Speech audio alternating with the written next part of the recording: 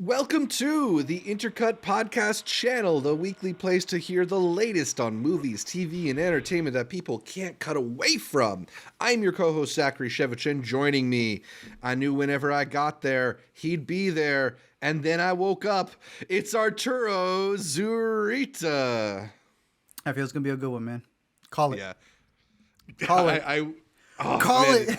I can't call it. It's too hard to call. These are two of the greatest films in the Joel and Ethan Coen oeuvre. Just two of the undeniable 5-star masterpieces. I think there's a few kind of like undeniable masterpieces in that Coen Brothers catalog. But these two definitely stand out because Joel and Ethan Coen have made 18 feature films as a filmmaking team. And while many of them are among the best films of the 90s and 21st century, from goofy satirical comedies to existential dramas to stark serious thrillers, the pair have transcended genre to become among the most critically beloved filmmakers working today. And though many of their films are celebrated and several others have received awards attention, these are the only two films that have won Joel and Ethan Coen an Oscar across that career. Those films are 1996's Fargo and 2007's No Country for Old Men. Made just about a decade apart from one another, Fargo and No Country both exemplify many of the qualities that have made the Coens a singularly compelling experience in film, from their deadpan humor to their sudden, unglamorous bursts of violence to its centering of middle American characters that are often not the focus of prestige films. They're among the best crime thrillers to have been made in the past 30 years, and both are indisputable classics. But Arturo, which one of these two classics did you see first, and what did you think about it at the time? I think it was Fargo. I had rented it from Blockbuster when I was going down my whatever IMDb 250 list, and I remember checking it out. I thought it was real. How was I supposed to know any different in junior high school? I'm looking at this and I'm thinking, yeah, this is what happened in Fargo. Of course, they talk like Minnesotans in Fargo. Like, what am I supposed to think of this? And assuming that they didn't put that in their other movies that I had already known, The Big Lebowski didn't seem to be a true story. So why would they put it in this one? And I went a while before I realized, no, it is not a true story. It turns out that's something you can just say. That whole based on a true story bit is so funny, and I feel like it really smartly anticipates like our American obsession with true crime, but it just ends up being this really like weird note that I think has gone to like actually like make this film a little bit more resonant in a weird way. I think it's something that they've been able to use for all of the seasons of Fargo, the TV series. They still keep that as a thing for every single episode, and I think you got it on the money. Before true crime really hit off the way it did in this world, they kind of still saw it in tabloids and newspapers and all these different things.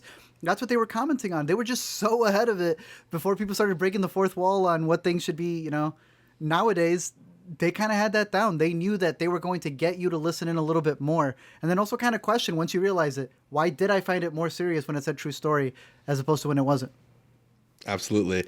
So Fargo was the first of the films released back in 1996. It was nominated for 7 Oscars, and it won 2 of them. It won Joel and Ethan Coen the Best Screenplay Oscar, their first, but it also was the first Best Actress win for Frances McDormand, Joel's wife.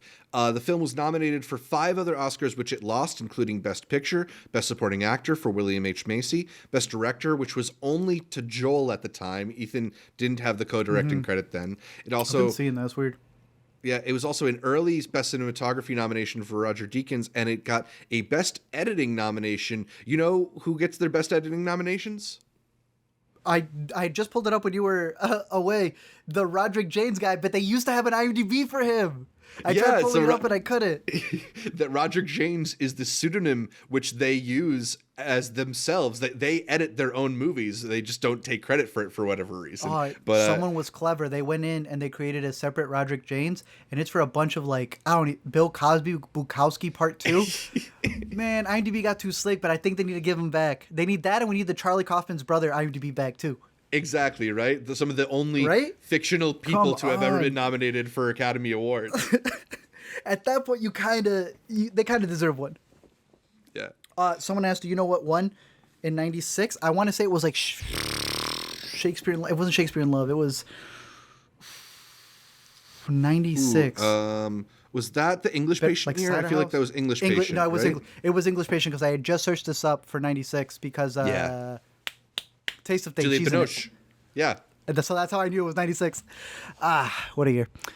Shouldn't have gone to that. I would have definitely given it to Fargo. I think Yeah, in Fargo retrospect, is right? 100% a movie. Oh, it's easily. I In think fact, it delivers let's on all go fronts. quickly. It's the nominees were The English Patient, Fargo, Jerry Maguire, Secrets and Lies, and Shine. I mean, I'd hear an argument for Jerry Maguire, but I think this is. I'd hear an easily- argument for Jerry Maguire. But it's I think Fargo's. Fargo is easily the best movie. It's Fargo's. Here. Yeah. For sure. So yeah, this also has like just some really like iconic contributions from whether it's actors or craftsmen that we love. We already mentioned the Frances McDormand performance winning the Oscar, but it's interesting too because it is such a contrast to her later Oscar wins, which see her as this like really stern, serious older woman, and here you have that like Minnesota nice. You have the goofy Fargo accent contrasted with her police detective character, and it's such an interesting part for her. She's so incredible in it too, and it's the kind of part where I can't think of like many actors who I would trust with it, but she does such an incredible job in it. I think one of the things that she gets down is the tone, and that's something that even in the other one that we would rewatch when we were together for Sundance and Burn After Reading, it's like I think she has four for a reason. I'm pretty sure it's four. I could be misnumbering. It might be them, three. Dang, I'm just giving her the extra one already. No, then. four. You're right. You're right. Did I get it right? Hey, Yeah. Because fourth would have been Nomad. No, the way that she's able to handle it here, one thing that Alina found surprising was she thought she was going to be more in the forefront of the movie, especially when like the way people recount it. But like, I think William H. Macy is really the one that stands out a lot on my rewatch because like I already know her; she gets memed to death. But William H. Macy is playing a scumbag that you follow through all of his ups and downs. There is never a reason to like this man. When he is at work screwing people over, when he's trying to get his wife killed, all of these different things that he's doing. But she comes in as almost like in the 90s, I felt had this really big era of what you were putting on screen really depended on where the character sided on. And she was the complete opposite of William H. Macy's character in every interaction. It's almost like they show you every sequence possible to show you how they would do opposite things. I thought she was incredible. I literally thought of her performance today. It's going to sound so random when watching Rebecca Ferguson in Dune. There is a particular, I know it's going to sound so out of left field, but it's the ability to take charge when you're pregnant and how some can see that as almost like a weakness, but it's you being able to do your job with that just shows how much more adept you are to it. No, I thought she's fantastic in this role, even rewatching it. But I will say, out of all the ones that we've been rewatching, it may not be the best performance she's given in a Coen Brothers movie for me. Yeah, she's given some great ones, so I that's stiff company. But yeah, I mean, this is a really interesting performance. You mentioning that she's not as big of a part of it as you remembered. I had forgot how late in the movie she actually shows up. She's not in the movie until about half an hour into it. Yeah. Whereas the William H. Macy character, I think it's such a great performance and kind of is like the quintessential William H. Macy because he's able to put on this sort of like really flustered kind of mannerisms, but he has, as you mentioned, this really scummy quality that he hides with this very like nice guy facade. It's the classic like salesman, quote unquote nice guy. Yeah, very very much a car salesman. Very much fits the mold there. But yeah, I think he's so good in this movie, and it sort of highlights why he's kind of like a very unique actor in that he's a little bit squirrely, right? Oddly, what happened to him? I don't know. I wish he was in this mode a little bit more because one of the only other people who I feel like can pull off this kind of part is a Steve Buscemi, who's also in this movie and is very good, albeit in maybe even a scummier kind of role. Just really real great dirtbag energy among the cast. But I don't know. There's so many small parts. I even think about what's his name? John Carroll Lynch, who plays Frances McDormand's husband Norm in the movie. He's like got just such a like Norm is kind of the perfect name for it. He's such like a normie suburban dad kind of dude. He has like one through line that's happening. He goes, I think they're gonna vote today. And then like the next time you see him, he's still on the same conversation. Yep. And just the way they're able to contrast this like really depraved, escalating crime with the normalcy and kind of like simpleness of the setting and the townspeople and the conversations, particularly. Like, this is one of the movies that really kind of gets at the Coen's ability to undercut the seriousness of their situations with this very, very plain dialogue that kind of like feels almost more authentic because it's very ordinary. It's kind of like people who are just sort of figuring out what's going on as they find out about it, And I think that's why you mix a true story element to it. You mix these accents, you mix the dialogue, like you're saying, these very normal sounding names, and it reads like a transcript. Mm-hmm. It feels like they ripped it off of somebody, but it's those details that kind of showcase to you how all of their movies are done. They put so much effort into all these little nuances to make them feel like actual living characters. I think that's why it's stood the test of time, and why the show does it even better. Yeah. Oh, I don't want to say better. I think it's why the show has been able to continue its legacy, and I think that's very profound. I don't want to overdo it, but 5 seasons in, I think some of these are just as good as the movie.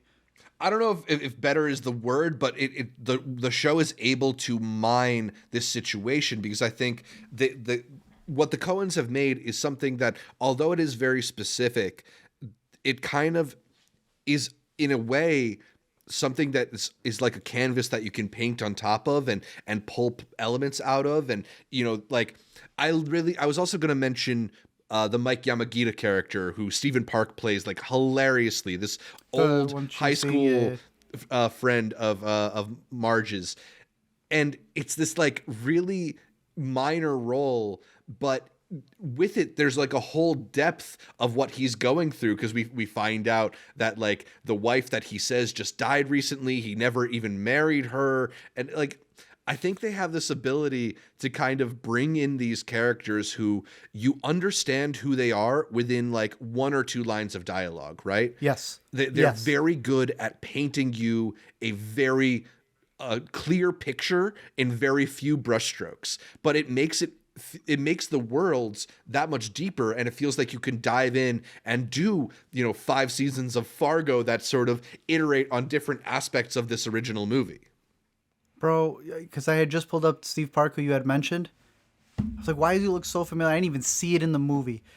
Wes Anderson in the last 2 movies, playing the father, but specifically the chef. In French Dispatch. Yeah. Oh, wow. Good he's also, speaking really of the Coen brothers, he's the father in A Serious Man of the guy who tries to bribe the student who tries to bribe him. So he's worked with the Coens more than once. Oh, I'm going to see him again. I saw he was in Falling Down. That's also a really good pick to have here. If you're mentioning just movies from the 90s that really hit, there's another one. But back to Fargo. The way that they were able to bring all the characters is fantastic. And then reading up on it and some of the special features, they had no snow when they filmed. I would have never guessed. Like, it's just down to the production design. You would think that there was a blizzard. They had none of it. There was like one of the ones where they showcased, they called themselves out, and it's the parking lot scene. There's no snow in the back. I'm like watching it, and I'm not even paying attention to the back. I was like, wow, just the mastery to be able to craft a lot of these sequences on top of the performances and everything else is really good. Yeah. And speaking of that snow, like so much of it is so iconic, but just those opening moments when you have that blanket of snow and you see the car emerge through it as the music swells. I mean, the Roger Deakins cinematography is so great, but that Carter Burwell score, that is one of my all-time favorite film scores. It's ominous, but it's a little bit like a march. It pulls you along. It just sort of has this epic quality too, almost like the spaghetti westerns. I really, really dug all those aspects of it. Getting into Frances, I had seen her talk a little bit about the movie, and she gave some pretty interesting bits. One, as we know, they met on Blood Simple, and then she was pregnant with the director's child in this movie. I didn't realize she was pregnant during the movie, so I thought that was like a pretty added element to it. But I thought that was pretty cool. But it's more so. I had a line over here. She had made a mention of something dealing with her character and the husband. She said that to them, they were both cops. And the idea is that you're supposed to take note in the movie that they both realized she was the better cop. And so he retired, and that's why he's doing what he's doing. She was a better cop, even pregnant. And I'm like, it's such a fascinating thing to have in the background. So that was a nice little note to have this time around. And then I had given a mention in the last thing we recorded about the Zellner brothers, another duo who's been making a lot of movies together. They just so happen to have made something that's connected to this. Have you? I think you've seen Kumiko. Let me pull this up. I'll see you right again. Yeah, Kumiko the Treasure Hunter. Didn't hate it. Kumiko the Treasure Hunter. Completely forgot. The whole reason she's on the journey is because she saw Fargo. This girl thinks it's a true story, and they still buried the treasure. Yeah, she goes to look for the briefcase. I forgot Kumiko was a true story. Yeah. And the Zellners just adapted it. So if you needed even more Fargo reading into how this all gets caught up into almost people still believing it's a true story, this is how. Kumiko is a pretty interesting movie, and these two brothers continue to have fascinating stuff on the horizon with Sasquatch and such. But I think Fargo is definitely one that stood the test of time. And like I mentioned with the series, the way they've been able to connect things has been impressive to follow. And I think is almost like the True Detective series that no one wants to call True Detective, but is better than sometimes seasons of True Detective, even if some people may not agree. Completely different tones, but I think it gets it down beautifully. And I think it's been a fantastic miniseries as well as a movie that's held up. Definitely. It definitely Isn't it crazy does these weren't things the that True top Detective has wanted to do. For Intercuties? Yeah, I mean, it's not a surprise that people want to see us talk about these movies because they're very popular. I'm saying these weren't even the top two that the Intercuties picked. Oh, yeah. At the end of the bracket. Like, that's how stacked these guys are. Exactly. When we did our test bracket run with the Intercuties, they did not pick these two movies. So, yeah, just another thing to add there. But you had mentioned Roger Deakins. Another thing that ties both of these movies together. And I listened to a podcast from him who was breaking these down. And it's so fascinating to hear him talk about shooting both movies, but also comparing them both. And he was bringing up comparisons that I'm like, yo, this man should be a video essayist. Was this on Team Deakins? I have because he has that podcast with his son, right? If he does, I know he has a podcast. This was off of a channel. I'm not sure where it came from because I just got it off YouTube. Okay. Joshua James Richards has a conversation. So whoever Joshua James Richards is, this was around Nomadland. So this is a clip I think someone just posted from the segment, but these are the things he came out with. One, he compares both endings as being almost in sync with each other, where you have two neutral law enforcement. He specifically called it, I forgot what he used, but it's like they're neutral. They're not necessarily good or evil. They just want to make sure that there's order. And they both are having trouble understanding the evil that they've come across. Yes. I was like, that's a fascinating way to look at it. Absolutely. So that's all I got to offer from some of the stuff that I heard from Deakins as we lead into what I honestly think is the complete opposite. Yeah, I mean, I think there's hope in Fargo. There's a lot of things that connect these two movies, but they are also starkly different in very interesting ways. No Country for Old Men was released in 2007. That film was nominated for 8 Oscars. It won 4 of them. It won Best Director and Best Screenplay, which went to both of the Coens, both of those categories. It won Best Supporting Actor for Javier Bardem, and it won Best Picture, the only Coen Brothers film to have won Best Picture. It also was nominated for 4 other Oscars. It lost Best Cinematography. Shout out Roger Deakins. You got yours eventually. Best Editing. Again, Roger James, the most accoladed fake person in Academy Awards history. And it got the dual sound editing and sound mixing, notable because this is a movie that has no music in it whatsoever. It is entirely atmospheric sound, diegetic sounds, and the dialogue, but it is masterful in how it utilizes them. There's very little talking through much of this movie, but I think one of the things that really struck me in my rewatch of No Country most recently was the Coen's ability to stage these mostly dialogue-free, entirely music-free sequences that show and don't tell. They're incredibly tense. Like the first motel sequence where Josh Brolin's trying to figure out how to get the bag of money out of the vent, or the second motel sequence where he's watching the footsteps under the door approaching, or that moment when Javier Bardem blows up the car outside the pharmacy and then ends up sewing his bloody leg. Like, these are all things where you're watching the characters do certain actions that don't make sense to you as a viewer until you continue to see them work it out. And as they play along and as you lean in trying to figure out what's happening, they just ratchet up the tension in these masterful ways that, to me, make No Country one of the most perfectly crafted thrillers I've ever seen. It just feels like one of those things where each action is so deliberate and causes a reaction that we see the consequences of in the film in a way that I really appreciate and find riveting in terms of just like filmmaking set pieces. It's a movie that just it does so little to dress itself up. It doesn't make big moments out of its bursts of violence. It doesn't really lean into the comedy. It will just sort of pepper it in here and there. I love the moment when Bardem is clearing out the motel room with the Mexican drug smugglers, and the one is hiding in the shower, and he closes the shower curtain before shooting him. It's just so hilarious. Just to not get the blood on him because it gets all over the curtains. It's like, it's what you're saying. It's like he has all of this already planned out.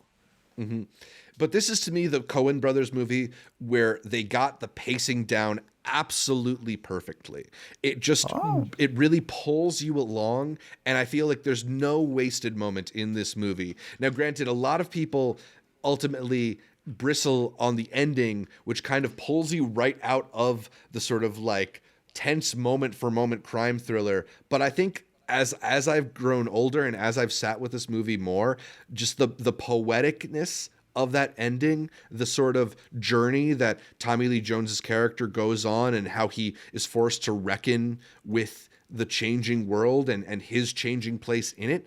I find it to be so beautiful, and just, it elevates this movie rather than takes away from it. So I don't know, man, I have trouble picking movies other than No Country for Old Men as my favorite Coen Brothers movie. I may connect with certain elements in other Coen Brothers movies more. Lately, I've been leaning towards A Serious Man a lot, but this is just the movie that is so easy for me to put on and sit back and enjoy. Really? Yeah, it is just taut, tense, and like extremely entertaining. Wow. Yeah. When's the last time you watched No Country for Old Men? Did you do the rewatch for this, or you've seen it recently enough that you felt like you could coast on it? No, I rewatched it last week. I'm set with it. I like it more than I did before. Good. I have been saying that this year. Oh yeah, I'm not against your stuff at all. I'm not saying that at all. I will say I don't know about it being entertaining Saturday night with the boys. I am putting on Chigurh. You don't want to do a coin toss to decide your fate on a Saturday? No, bro. You're going to have Zach on a Saturday night. Call it. Call it. You have to pick.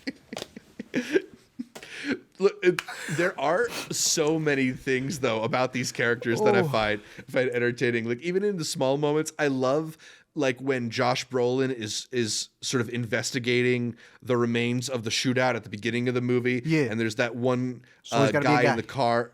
There's that one guy in the car who wants him to close the door because he says there's coyotes. He says there are no lobos, and he leaves the door open. There ain't no lobos, he says. This is also my favorite. I think for a lot of these actors, this is my favorite mode that they get in. You kind of get like the cowboy hardness, the like unfeeling Josh Brolin character. Javier Bardem particularly is so excellent he's here. on it, yeah. I don't know if you want to talk about that now or save it for a little bit, but just one of the all-time scary villain performances. I'd get into it. I will say for Brolin. Speaking of Dune, they're back together in Dune, bro. I'm just saying. Yeah. He wrote a poem and he called him Chigurh. It's the iconic role. It's stuck with him for all these years. He knows the truth. I think Denny knows it. There is a shot of both of them. I'm gonna just leave it like that. Dune in theaters very soon. Let's go. These two together. I heard him talk about what it was like working with the Coens. He says they didn't tell him, they didn't tell him a thing. I'm like, what? He goes, you let me know when they direct, because I have no idea how they direct. I was just here. They wouldn't tell me a yes. They wouldn't tell me a no. I didn't know when I did something good. I didn't know when I did something bad. He said Woody Harrelson, who I always forget is in this movie. Yeah. I don't know why I forget Woody Harrelson is in this movie. He has one of the most profound talks as well. I don't know why. I just assume he was in another Western this year. When he comes in, he said Woody messed up his lines the entire time.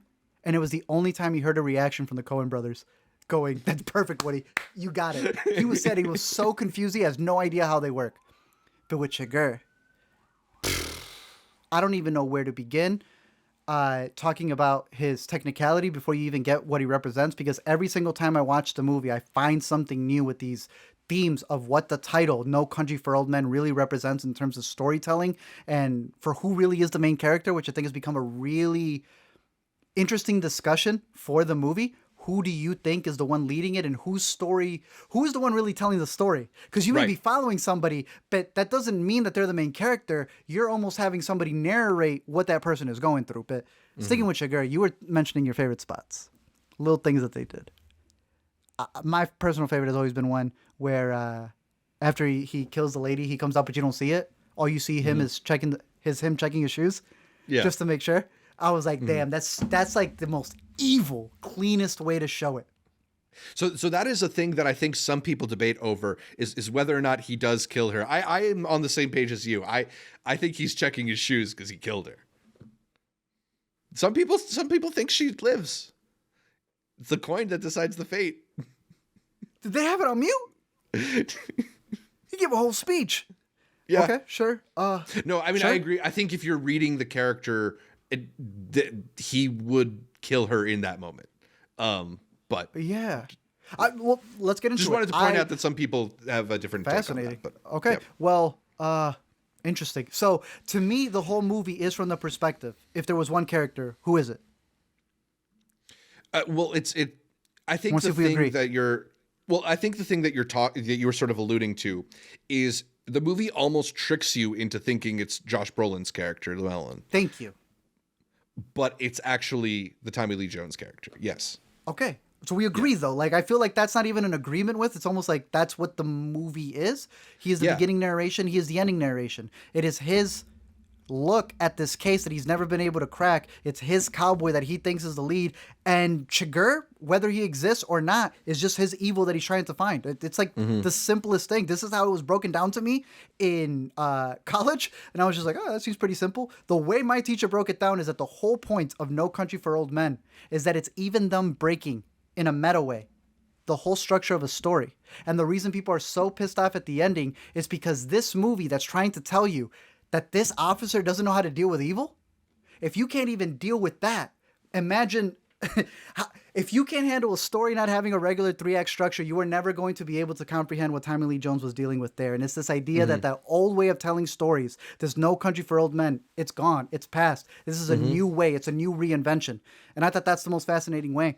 I feel I've been Mandela affected, but there is an award that they won out there where I swear one of the Coen says, this is for whoever didn't like the ending. I have been on the search for it all week, Zach, and I know I'm not making this up. I'm going to find it. It is the hardest award speech I've ever heard someone give. And then I remember watching the ending and going like, oh, what? Every time that I've watched it and the older I've gotten, I've actually respected it more and more and more. Yeah. It is an adult movie. I will give you that. No, and that's the thing, because it's not so for the much... boys, it's because it's for the men, Zach. That's what you should- Exactly. That's a good way of putting it, because I don't know if it's a movie that you can really resonate with that ending until you have seen history pass you by a little bit, right? Because like Yeah, yeah. part of it is about like recognizing your own mortality, recognizing that the world changes whether or not you're ready for it to change, and a lot of times it changes in ways that you are not equipped for, and that ultimately is what this movie is doing, right? It is this sheriff character who has this long history that his father was also a sheriff Right? too, and that he's now faced with a new type of evil and something that he is no longer the right man to confront. He can't stop this. And I think there's I think there's a lot of beauty in that whole monologue where he's talking Scary. about catching up with his father, that he's older now than his father was when his father died. That there's something really poetic in that sort of recognition of your own longevity, but also the arc of your own life, and that you can't spend your whole life acting like a young man, because this is no country for old men, right? Like this Right. is not a fit place for somebody of the old generation. Agreed 100%. Just the fact that he even thinks of our main character as Josh Brolin, the cowboy. And then he just dies. You don't even see it's his so death. sudden. It's Yeah. And the the way they script kind is of almost laughing at you going, oh, this is what you expected. Yoink.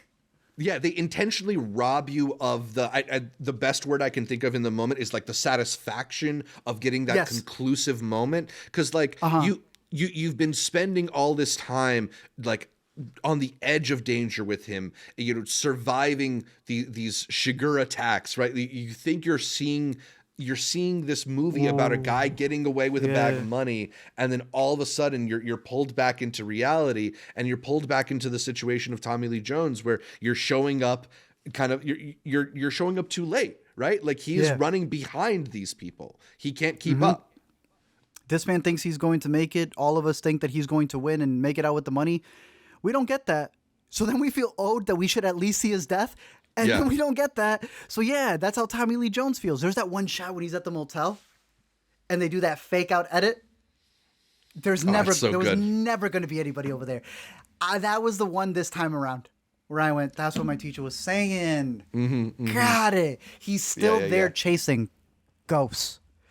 Dude, I know they're very, very close to each other. These supporting performances, I think it was him, and then it would have been Heath Ledger, right? They're chaos. Like back to what was in the water, man, in Hollywood. Back-to-back years of the supporting actor just being the embodiment of evil, almost. Yeah. This Joker-like character that's coming in. And even a lot of the lines, they mean more, but not. I'm not there yet. A lot of the stuff that Chigurh says, right? Which I don't want to be there yet, because it's like, will that be me comprehending evil the moment I understand the coin got here the same way I did? Well, what I was struck by watching Shakur with on this time is his almost like robotic, cold approach. He operates on this sort of sense of cosmic inevitability, right? Like he uses the coin flips and luck as this way of justifying his own actions, that it's not him choosing to go around and killing all these people, that this is fate that's decided it. And when he the moments where we see him get a little riled or get a little bit disturbed is when people kind of question that. When the guy in the store doesn't want to call the coin, when he is opposite Llewellyn's wife, Kelly MacDonald, Carla Jean, and she refuses to call call the coin, because like he doesn't want to feel the responsibility of the action, right? It's just fate, it's just luck that I have crossed paths with you, and this is what I do, and you are in my It's out of path. my hands type. Yeah. It's I think it's pretty ridiculous. I've seen the take of this idea that because he sees the world as like this evil place, that the moment, almost like in human psychology, once you start realizing the world is a horrible place, is your viewpoint of the world and how you act in it also horrible? So that's the adultness of it. It's almost like you're getting so close to it that the moment you realize how terrible things are, that's also what you make your reality. Yeah. if you view the world cynically, of course you're going to act cynically, right? And isn't that kind of what our main character is going through? He's losing his faith. He doesn't believe it. And in a sense, he is almost like thinking that he needs to be this main character, that he's owed something. And I think that's one thing that you see throughout, because obviously it's getting money, right? Our main guy wants to take the money. There's someone after him, the people Chigurh work with. He's also killing them. The whole reason there was a whole shootout is because of greed, right? Every single person, every interaction that they almost had is because of that. When the main guy wants to close, or the gas guy wants to close early because he feels there's danger, and now he's calling him out, why are you closing early if you don't close till later, right? There's those, they weren't teens, they were like a little bit older, who try to make a deal with him for money. The kids at the end who argue about the shirt. Every single thing is like a transaction. If you're already comparing it to, There Will Be Blood. You're doing anything just to be able to survive in this dog-eat-dog world, and it turns you into that dog-eat-dog world. So I heard them say that they didn't see this as depressing, but like the more profound, you were calling it beautiful, you were calling it poetic, and like I still see it as profound, but I see it as a little sad. I don't know if I'm missing something that they see to just like give in with the wind, but I don't think it's I don't think it's a bad thing that it's bad. I don't think it's a bad thing it's depressing. I think it's truth. No, absolutely. And I could see an argument that it's almost like you can just sort of see yourself as like the tiny dot in the spectrum of the universe, right? Like we're these specks in the wind, and this is a movie that's sort of arguing about our powerlessness against the course of history. But I do think there is like a sadness in that too. And maybe it's because we're younger than Tommy Lee Jones and we don't want our lives to feel like they're ending anytime soon. But yeah, no, I think it's totally reasonable to feel both kind of like a profound emptiness with it, or just feel the sadness at it. Yeah, I think there's a lot to take away from it. Earlier, we talked about the other movies that were nominated alongside Fargo at the 69th Oscars. At the 80th Academy Awards, No Country for Old Men won Best Picture over Atonement, Juno, Michael Clayton, and There Will Be Blood. A pretty incredible Best Picture lineup, if you ask me. Did the right movie win Best Picture that year? Yeah, I think that they're two rivals. Even if I would pick There Will Be Blood on another day, yeah, No Country should have 100% deserved it. There Will Be Blood got Best Actor. There Will Be Blood got, what else did it get? I guess they took the screenplay, they took the directing. I will say There Will Be Blood did get Best Cinematography, which No Country didn't. Robert Elswit did. And while I think they're both beautiful looking movies, No Country, There Will Be Blood should have gone to the assassination of Jesse James by the coward Robert Ford. I'm just saying. Yeah. I'm just saying. Two Roger Deakins movies in 1 year? Yeah, I wonder if that is ultimately what caused it, is that the double nominations for Deakins screwed himself over. But hey, look, There Will Be Blood is also a beautiful looking movie. I am not upset that Robert Elswit has an Oscar. All through and through, it's fully in there. I think it's worthy of the win. I think it makes sense. Yeah. We have a video on this channel from, I want to say 2017, where we asked this question: There Will Be Blood or No Country for Old Men? And I think in 2017, I said No Country for Old Men, and you said There Will Be Blood, and you just said you're switching to No Country for Old Men. I switched. I said I just saw No Country for Old Men. Let's do Paul Thomas Anderson next week. I'll tell you what, when I rewatch that one, I will say. Now, I'm taking the scene where he casts a spell out that lady and throws it out the church, bro. That's crazy. That's an all-timer. Oh, you know right that for now. Sure. Right now, I might go There Will Be Blood, but honestly, it's like I wake up one day, I feel one way. I wake up another, I feel the other. You just rewatched No Country and you're going There Will Be Blood? I don't know. I'm just feeling it right now.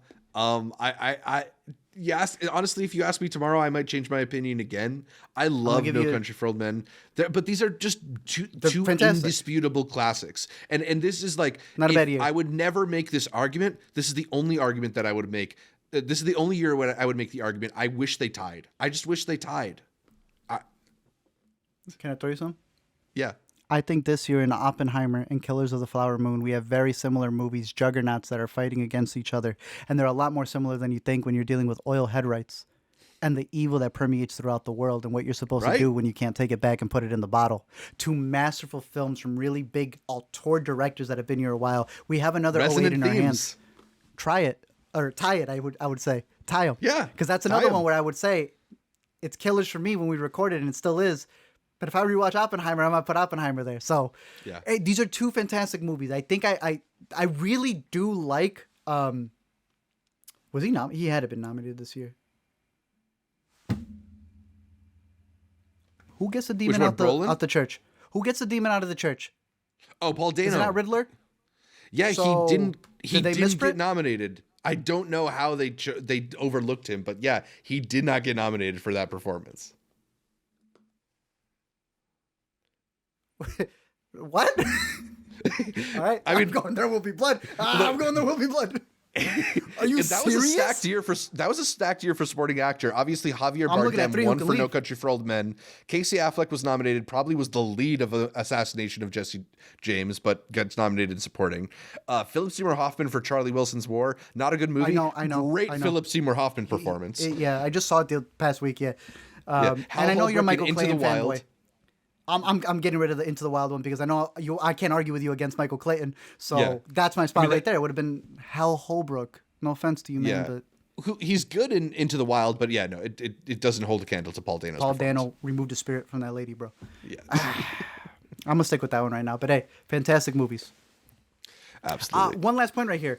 Another bit from the Roger Deakins thing when he was comparing them. He says that they shoot so precisely down to the storyboards that at the end of it, only like 3 shots don't make the cut.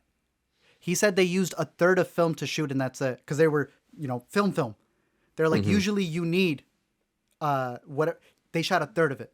Like 2/3 weren't even there. They said, crazy. let's reduce it down to this. And there was no room for error.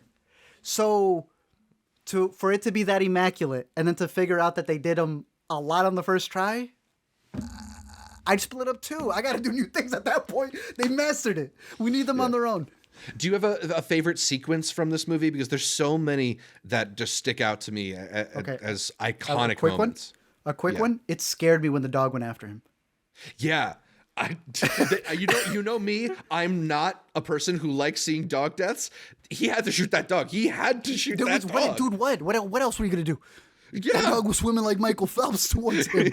I didn't think he was gonna load in time because he had to take the gun Yeah. because it was wet. Random, but like that Yeah. scene had me. I No, was but like, it's I remember him amazing. dying this early.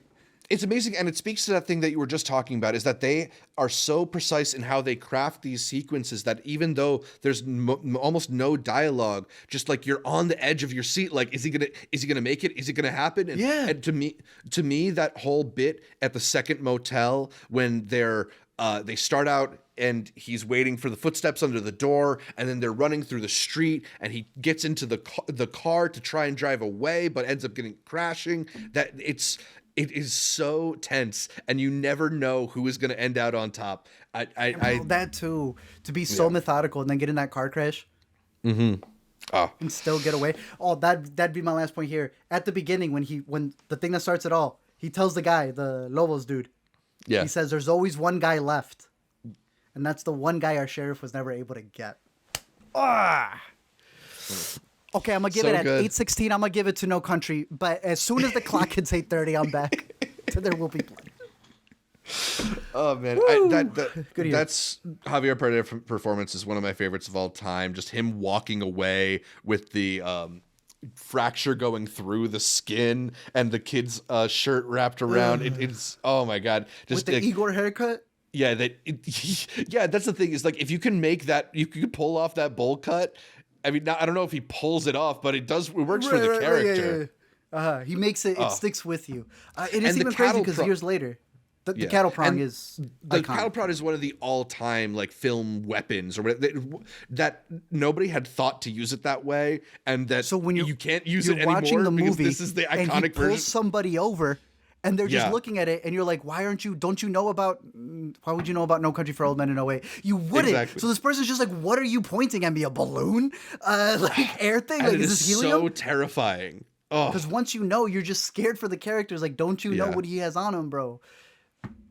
Through and through, man. Through and through. All right, so we talked about two of the best Coen Brothers movies.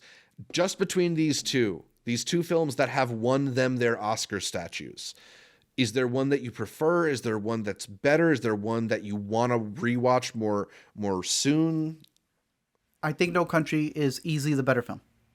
They're just more trained. I think it is the better film. I almost think that what Roger was saying is on purpose. I do think they were answering some things from Fargo. Mm-hmm. That as they got older, they felt differently. That's very profound. But I do think that Fargo is funner. Yeah. And maybe the movie I find myself rewatching a little bit more into the future, especially with its series. But every single watch of No Country for Old Men, that's a movie. If I can have a new thing to take away from it, it's just become more and more. It's just one of the best. Yeah. One of the best. Now that I've seen them both several times, Fargo's a movie that I could pretty easily throw on the TV while I'm doing other things, and Thank you. bounce okay, in and you were talking to No Country like it was like that. I'm like, okay, just as long as there's a difference. No Country is fantastic. You can play it whenever, but Fargo is your cleaning movie. I thought you were cleaning to Chigurh killing people, bro. No, I'm not that depraved. Oh, no, dear. I mean, it's like you hear the accents, you hear the oh geez, oh Margie stuff, and it's just fun to I don't know. I love the world and the characters, but like No Country is the movie that if I put it on or if somehow I happen to like stumble across it on cable, which who does that anymore? But like, you know, you jump in on a certain scene and like I don't know if I could look away.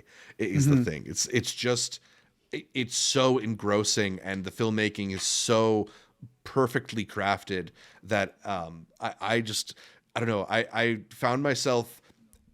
I tried half watching it and I couldn't. I had to just pay full attention to it. So, yeah, Fargo's maybe the easier watch, but I love No Country for Old Men. That's a perfect movie in my eyes. 2000s, best of the decade.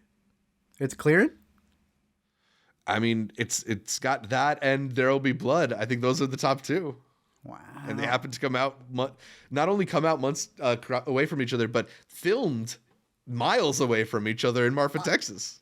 You heard? There's one little story, that famous story about how they overly spent the day filming, I think, There Will Be Blood, just to be able to not give the No Country guys a day. Or the day where they had their big oil tank. Yes, they ruined it so nothing can be in the shot. Yeah, it ruined a day of shooting on No Country. That's so good. Hey, the competitive nature for it, but both of these movies definitely some of the best. I think even if we were to make a best of 2000s, these are ones that are making it in the top 10 easily. Absolutely. So absolutely. Great talk. All right, so those are our thoughts on Fargo and No Country for Old Men, the Oscar-winning Coen Brothers movie. Let us know what you think about these two movies and which one you think is the better Oscar-winning Coen Brothers movie, and also what similarities or differences you've seen between them. Really looking forward to hearing from some inner cuties on these classic films that I bet a bunch of people have seen because they're pretty recent classics. I feel like they still get decent play, so I'm hoping lots of people have thoughts on them. That's all for this edition of the show. You can catch more from me, Zach Shevich, by following me across social media at ZShevich and at Multiplex Show for more videos on YouTube, Instagram, or TikTok. Arturo, where can people find more from you? You can find me over at LME Movies on Twitter, YouTube, Instagram, all that good stuff. Maybe rewatching the Hudsucker Proxy since it is for kids. All that good stuff and more. But you can catch me every week here on the Intercut Podcast. You can listen to every episode of the Intercut Podcast on iTunes, Anchor, whatever podcatcher you like to use. I use Overcast. And then make sure you subscribe not just to our audio feed, but to our video feed as well on youtube.com/intercutpod, where you can see our odd faces, just odd at the power of the Coen Brothers as we break through the latest in entertainment. Find new episodes of our weekend must-watch streaming on the YouTube channel every Monday, and please leave us a comment, like the videos, consider heading over to iTunes to give us that much requested 5-star review. Like our Facebook, follow us on Instagram, on Twitter, whatever social media you use. You can support us on Patreon. All of them you can find at Intercut Pod. You can also catch a link to our Discord in the description of this episode and find clips from the Intercut Podcast on the Intercuts channel as well. Lots of ways to stay up to date with what we are doing here on Intercut. I didn't mention TikTok. We got Intercut TikTok too. Lots and lots of stuff from the podcast. Thanks again, though, for tuning in to this episode of our Coen Brothers videos. And until next time, call it. Just call it. You have to call it. It's just 5 minutes of you saying that.